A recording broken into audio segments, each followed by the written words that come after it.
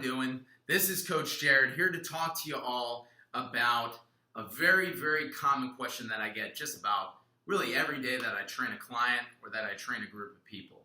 That question is, how much weight should I use? And I know this sounds very silly for maybe the advanced trainee that has been doing these exercises for a while, or that's if you've reached a certain level of fitness that is considered more advanced or intermediate. It might seem silly, but for those of you just starting off your fitness journey, or if you're unsure, what weight to use on a certain fitness exercise, one important thing to consider is your training status. If you're just beginning your journey and you're not sure what weight to use, I advise you all, do not use your ego. Even though it might seem cool to be like, oh, you know what, that 20 looks good, I'm just going to pick that up. If you've never done the exercise before, or if you feel you're not confident with the movement, safety first. Safety first. I advise you all, start light and go slow with the movement, right? Particularly on the way down. For instance, if you know that squats aren't your thing, or you haven't done too many squats in your life, or even if you're just getting back into a routine, you haven't done squats for, say, months, you haven't done fitness for months, right? Am I going to go and pick up the 50-pound dumbbell right away? Honestly, maybe, right? If I've been doing this for many, many years and I feel confident, but most likely I'm going to pick up something really light, at least to warm up, and I'm going to go very slow on the way down, right? Let's pretend I have a 5-pound or 10-pound dumbbell in my hands. I'm doing goblet squats. My forearms are tight, bracing the weight, and I'm going down really slow, about 3 to 5 seconds, and then I'm going to shoot up through the hips, right? And maybe my depth isn't there all the way either, but I'm going to try to get as deep as I can, hips in line with the knees, and then I'm going to shoot up, right? Notice how controlled that was. Notice I wasn't bouncing or jerking the weight back and forth.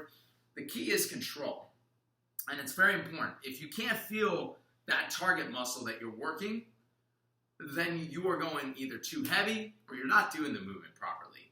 In that case, we're working 3 major muscles. We're working the thigh muscles, the quadriceps that is, the hamstrings, and we're working the glutes. Very, very important muscles in our full muscular development, and one of the best exercises, honestly, that you can do for your posture and for your overall strength development.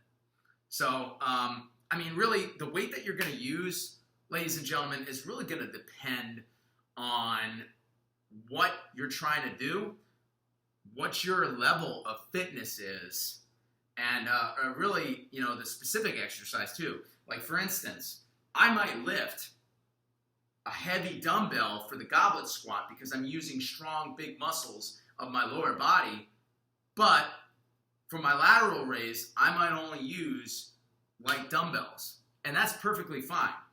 You're going to have those differences between movements as well. So really, a better question to ask instead of, what weight should I use, Jared?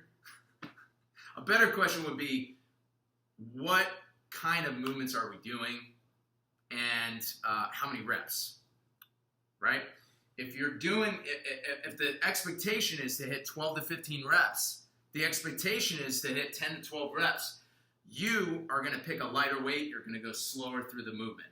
If the expectation is 8 to 10 reps, you are going to hit a moderate to heavy weight, right? So say, for instance, you are doing, I'm going to use the goblet squat as a perfect example because this is a movement that I see people use particularly lightweight with, especially in my group sessions. But even in my one-on-one sessions, I constantly have to be like, hey, you can go a little bit heavier. You can do this, right? Because we're holding it with 2 hands, and you've got your big lower body muscles. So anyway, I see this all the time. There are people lifting 10, 15-pound dumbbells that have been doing this movement with me for months and months on end. In that case, I would say increase that dumbbell, right? And say we're doing 8 to 10 reps as a goal. That dumbbell should be heavy enough by where you're at 8 to 10 reps about, you can barely do the movement properly, right? And by rep 8 or 10, you've hit complete failure. You can't do the movement properly, so you stop. That's what I want you to see.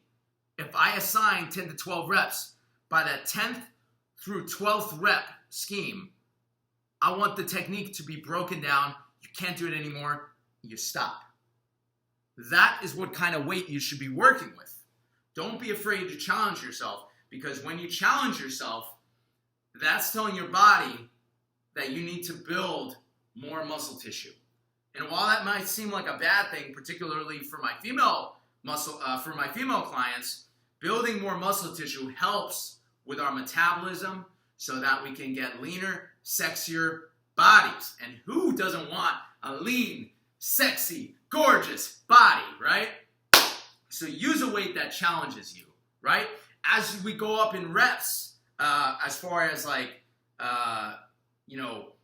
say we're only try to get like 6 to 8 reps, your weight has to be heavy enough where those 6 to 8 reps you're like hitting near failure with, or you're at failure where the movement, you cannot do it anymore. Really simple, but it's quite overlooked. The reps, the movement that you're doing, and your ability level will dictate how much weight you use. That is the answer for you all. I hope I kind of answered it in detail, because it's kind of a loaded question, so I took a little extra time. I hope this helps. Please let me know if you have any questions, concerns. Like my video, share it, do whatever you gotta do, and I'm here for you all. Please message me if you need anything. Get strong.